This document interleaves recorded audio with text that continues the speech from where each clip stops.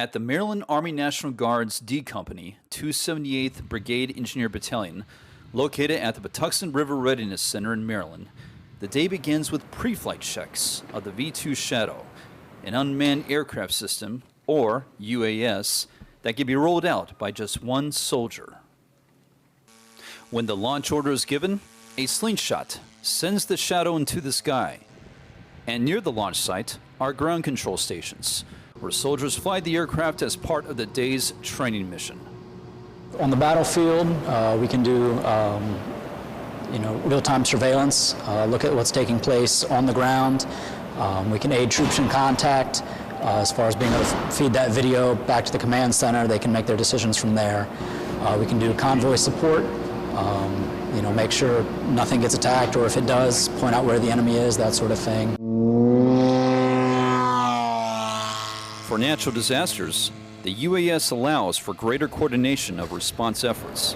The UAS can bring a whole lot for disaster response efforts, and the fact that we can monitor ongoing issues on the ground. We're able to direct police, emergency vehicles and things to certain areas with pinpoint accuracy. And keeping the UAS ready for the warfight and disaster response requires ongoing maintenance.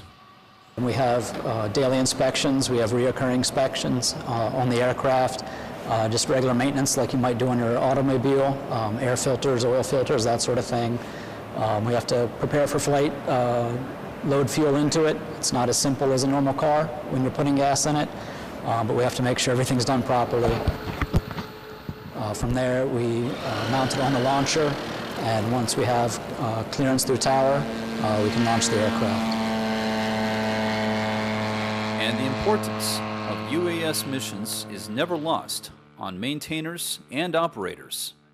The job is quite demanding, but at the same time is extremely rewarding, knowing that what you do here is simple as it seems. Sitting in a box and watching the ground with the camera is very important, especially overseas.